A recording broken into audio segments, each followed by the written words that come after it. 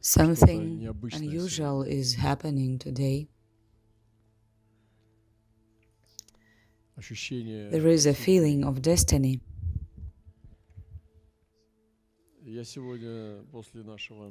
After our worship today, I felt that we need to know Jesus as the Son of Man. We are aspired far and high and feel God who created all heaven and earth. And the more we feel and see His greatness, the further He seems. But these are all influences of human flesh, human weakness. Well, imagine that your father is a poor man, always trying to make ends meet. And when you look at a big city, skyscrapers, it is even difficult to imagine that you could ever own them, because your father has been serving somewhere there, cleaning, or the mother was the maid. But imagine you were born in this city and your father owns a part of the city.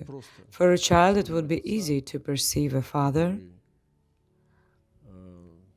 who has such authority and power and extensive influence. Both of the boys can be in one kindergarten, can have the same level of intellect, same interests, about 3-5 years old. They are no different. But because of the Father, they are different. They are alike outside, but inside they're different. One feels embarrassed of his father, but the other is proud of his. I don't know if you know this feeling when you are ashamed of your father, embarrassed. I know people who really have been embarrassed about their father, really embarrassed. And others don't even know their father. Still others don't even think about him. They hate their father. But all this is life. Children may also be wrong.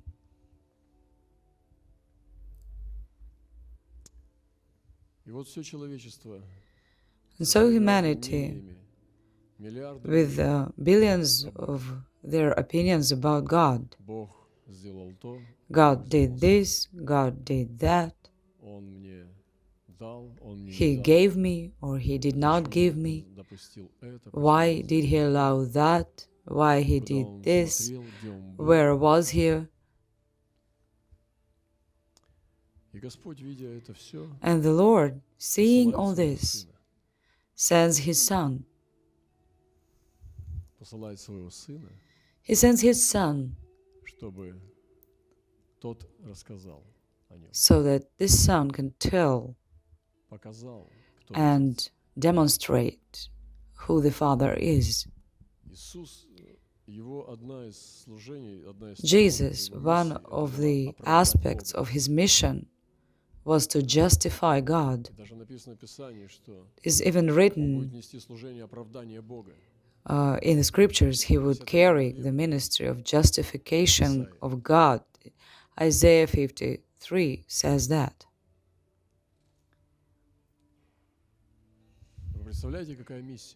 Can you imagine what a mission? You come to earth to justify your Father.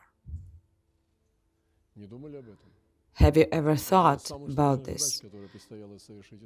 This was one of the most difficult tasks that Jesus had to fulfill. And He was not to sin, not because He had to atone us with Himself blameless, but so as not to throw a shadow at the Father, so as to say at the end, I and the Father are one. He who has seen me has seen the Father.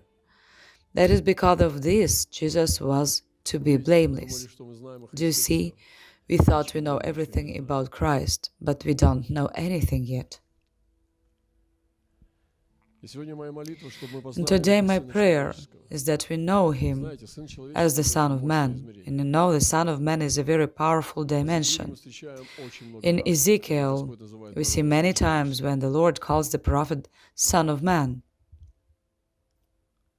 And He addresses him like that. Son of Man, speak this or do this. Son of Man, Son of Man. Wow. He begins to speak with him because he had shown him the glory of God. He showed him greatness and the glory of cherubim. He saw the throne, that it was like sapphire. He saw the glory descending and how the glory was gone. And so he began calling him Son of Man. Why did the prophet become a representative of mankind?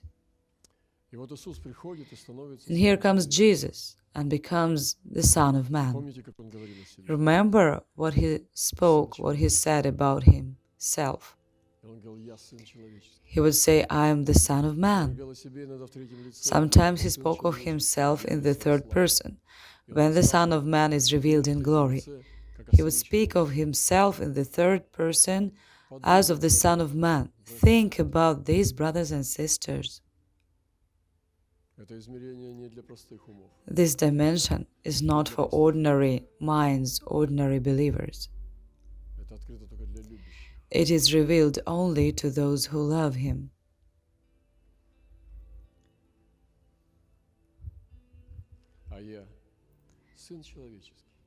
What about me? Am I the Son of Man or simply a human being? The Son of Man is higher than a human being because He is the Son of mankind, humanity. The Son of humanity.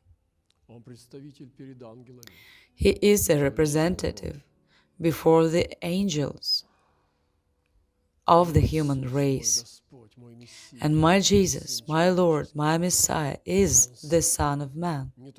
He is the Son not only of His Father, but also of people, of men. The Son of men. And the Word became flesh and dwelt among us, full of grace and truth. And we beheld His glory, the glory as of the only begotten of the Father. John bore witness of Him and cried out, saying, This was He of whom I said, He who comes after me is preferred before me, for He was before me, and of His fullness we have all received, and grace for grace.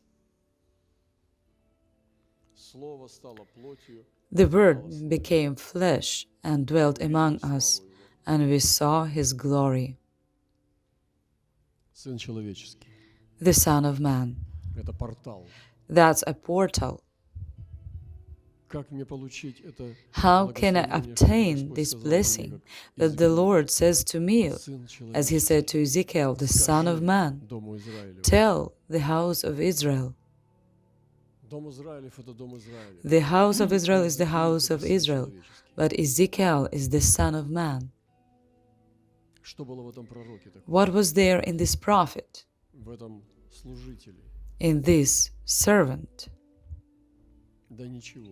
Well, nothing. It was the election.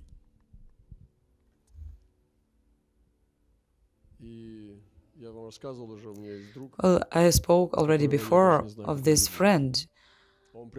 I've never seen him, I don't know how he looks, but he is a friend. Sometimes there are friends very close, faithful, good people, but they don't feel you. They don't feel you at the deepest level. When you feel bad, they don't show up. Or they do, but just ask. But, it's not bad, they're still good people, no other such friends and no problems. But there are people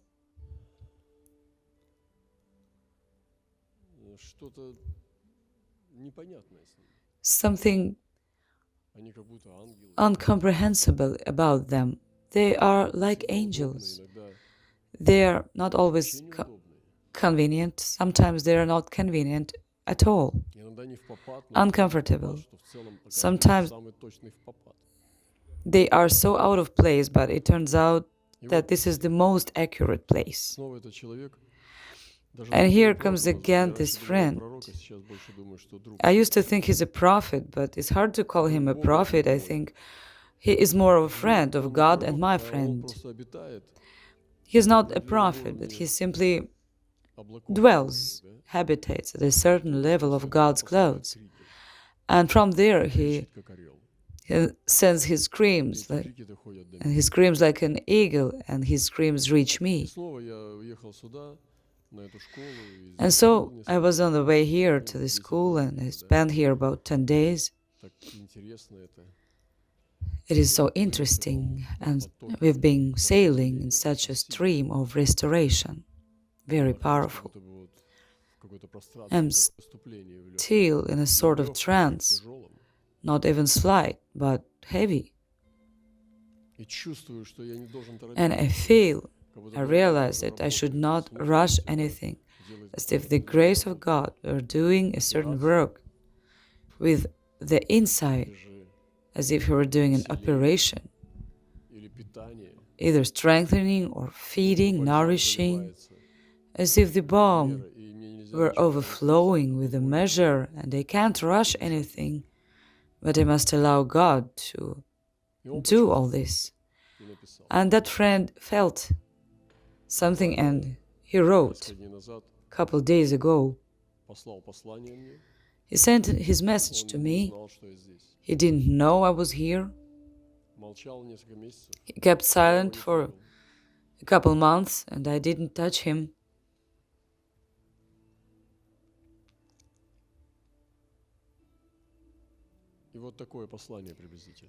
And here's the message, what he wrote to me, and I answered and said, yes, thank you. You felt it right. Give some more. And I asked for more, and so he gave it. Seems to me that we've been moving in all of this with all of us here. Some thoughts are just from our classes, yesterday and the day before yesterday. A word for a man and his meeting. In these last days, one of God's purposes is to bring us into a deep relationship with Him, which many didn't know before. Do you see? As if He heard our meetings. Do you hear? He speaks, and He doesn't know what we've been talking about, what we've been teaching here. But He speaks about new things. And now your mind is lower than the spirit, so strain your spirit. I see this is exactly what we've been moving in these days.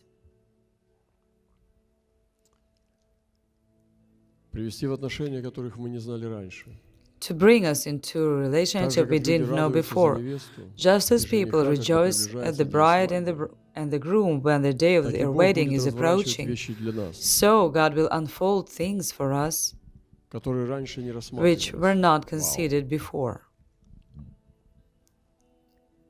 He will unfold things for us which were not considered before.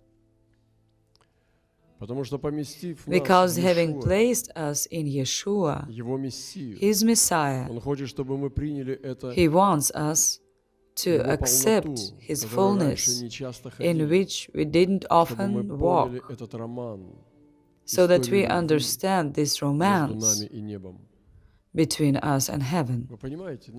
Do you understand? Our life is a romance. It's not out-serving. It's not deserving God's favor. Think that this is a romance. This is like a story. Is this a bad story? Or, after all, a good one?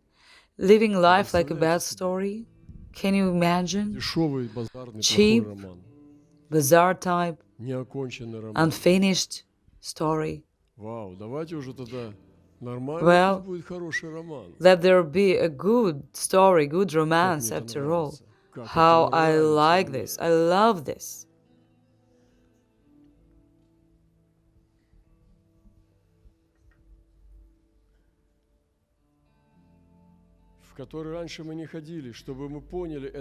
So that we understand this romance between us and heaven, so that we learn how wide, high, and deep is its surpassing wisdom.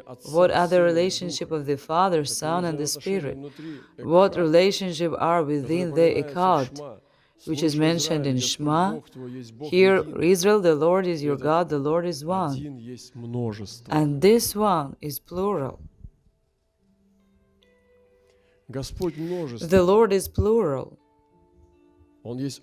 He is a community. No, He said we would create Adam according to our image. The Lord is plural. He is the community, and the Lord has crafted us into His community. And Paul says, into fellowship of His Son. And this is what He wants to reveal to us. Reveal this to Roman, to pastors, to your union, so that you live in this vitality of knowing Him face to face, because there is nothing outside of Him. As it is said in Isaiah, who has directed the Spirit of the Lord, or as His counselor has taught Him? With whom did He take counsel, and who instructed Him and taught Him on the path of justice? Who taught Him knowledge and showed Him the way of understanding? And the obvious answer is no one. And through all the scripture, there is a reference to heaven, to the stars, and God uses this to help us understand who He is, and our relationship to Him, and that He is incomprehensible. In Psalm 138, He says that He exalted His word above every name, because the word implies His character, the substance of who He is, and is greater than the name. It underlies all things over there and inside, the foundational things of who He is and how He expresses Himself. And as the Father placed us in the Messiah, Yeshua, so that we become one with the Father and the Son, just as they have unity and community. And this should be expressed through us. This is one of the marks that He desires for you, so that this completeness of the one who fills all things finds its expression in you. And in this Song of Songs it says, the King comes to the garden and tastes of the fruit and wine. And now look, we've been teaching for several days about the garden, that our life is a garden. And there He says, the King comes to the garden and tastes of the fruit and the wine, and each of us has a garden. And this is what God shall be doing. He will build up your garden, your individual and collective gardens, so that you can walk with Him and feast in your own garden. There is also another amazing aspect, which is mentioned several times in the Song of Songs. Come, friends, feast on my bride.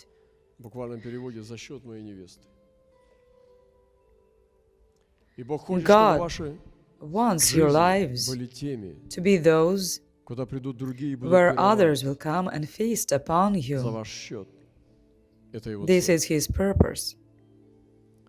And as it is said in the Ephesians 3 times, each in conjunction with members, Father, Son, and the Spirit, to the praise of His glory. And this word means equal.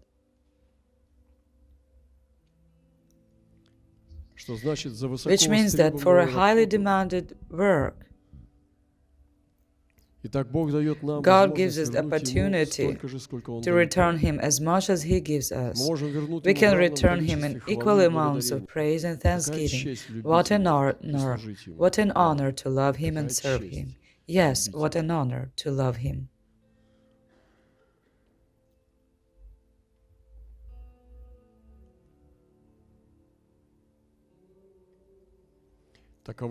This is His desire for you. He is your romance. He is your beloved. And this is the foundation upon everything else is built. And He's lavished His love upon you. And I bless you with these things that you take them up and you get filled with them, this infinite wonder, this infinite gratitude, and the infinity of the one who fills all things, that you lavished this upon other people. This Paul prayed, and this was his driving force in Ephesians, that they may be filled with all the knowledge, wisdom, and understanding. And I call forth the Spirit of God, that he brings this all to all the pastors.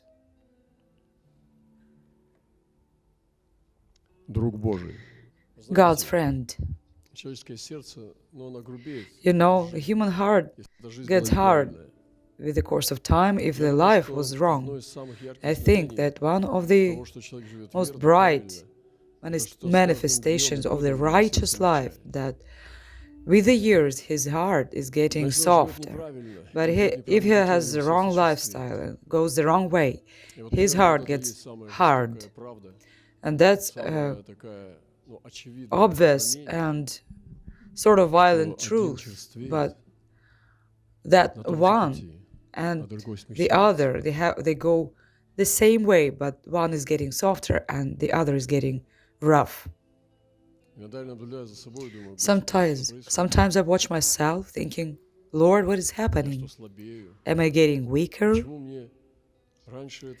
Why didn't this seem anything important to me? But now it is so important. Why has some private situation become more important than global events?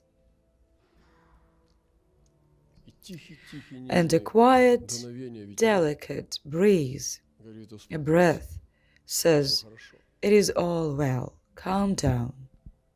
You cannot change the inevitable, but you are walking your own way. And it is here, on this narrow path, that you change things. And on this narrow path, be good. Do not look at someone else's field. Go your own road, your own way.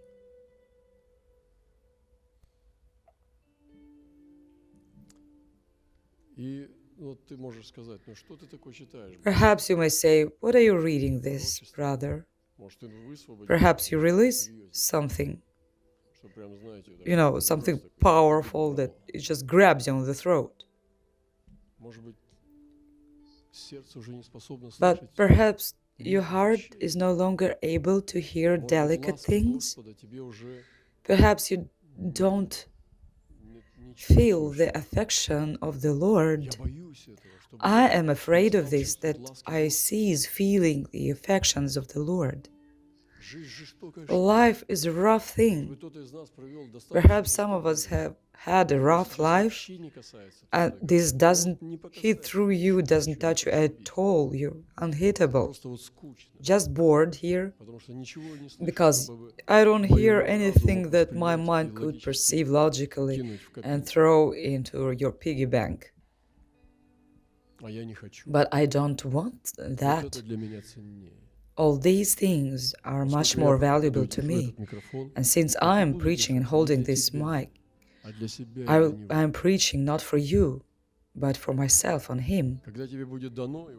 When you are given to take this mic, you can speak your own thing, but you are not granted this. Therefore, listen now.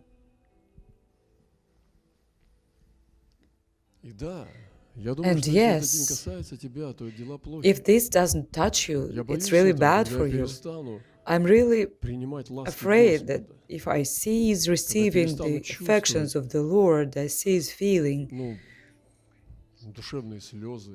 tears of the souls or tenderness, ceases being a strength and becomes a weakness. When I need some strong, powerful words to be someone, seem someone to be. Why do I need this? I won't become any better, and I will not change. It won't do any good. I won't advance a millimeter. Why should I get engaged with this emptiness? I'd better turn to the Lord and put my head on his bosom and say, "Still me, Father." And it seems to me that what this prophet is releasing is straight for me. And this is what he says, Roman, this is for you. If you want, you can pass it on to your pastors. Give it to your people. If you want. And there are such things. And the first message was even more powerful. I feel embarrassed even to read that. He writes about how the Lord loves me. Do you understand? And it's complicated to receive in. I've been learning this for years, about 10, 12 years, when he started lavishing upon me his love, and he raised the degree in the prophecies. It's been about 15 years, so he raised the degree. Well, I wouldn't say it's really difficult to receive this. I really like this. Honestly speaking, it's actually the thing that I love doing most of all, receiving his love. If to be honest, I like this, but I say that it's sort of a work even, but not work, no. It's just an encounter with the responsibility, as if you see a man who is greater than you don't want to disappoint him, and you have to receive his mind, his powerful intellect, culture, power, and you want him to continue liking you, not disappointing him. Something like that. And so he's lavishing this love from the word. He's caught me, this prophet, and he says, Roman, listen, I prayed about you, and this is what the Lord speaks to me, and he starts lavishing. And I need this, and I've been sharing this with you in this school. And this prophet says, yes, you've been doing the right thing, continue. This is from me. And he's not simply using me, that I do this for you, for your sake, but he's lavishing this on me personally, as on the Son of Man.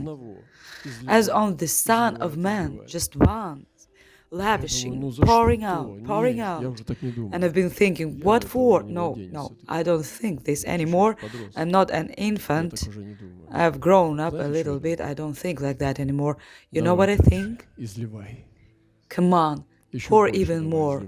Pour even further, even more upon me. Pour out, lavish, don't stop, pour out. And that's it, that's all I want. I don't want any other thing so much more than this. And tell me please, dear brothers and sisters and friends, what could be more important in the world? What is more important? Tell me, I don't know anything that could be more important. All the rest, all the other is just a shadow. And that's it. And there is no fear of death here. There is no anxiety. There is no complex of people's opinions. Nothing like that here. You are certain in Him. He is with you. You are in Him. What will man do for you? I'm afraid only of one thing now, that there are callous hearts here who don't want this. This is what I'm afraid of. Doesn't it really bother you? Can't you remain untouched that you don't want this? Then what do you want? Tell me, smart speeches? But I feel sorry for you. I would, previously I would be mad at you, then let you go, but now I'm really sorry for you. And I'm really scared that I'm afraid that you leave from here have not understood anything. And the heart is becoming hard. You don't no longer want this. Where is Jesus then? Where is the Lord? Where has He been all this time? What is wrong with you? Why are you getting worse? Why are you not getting better? Why are you not getting greener? About that.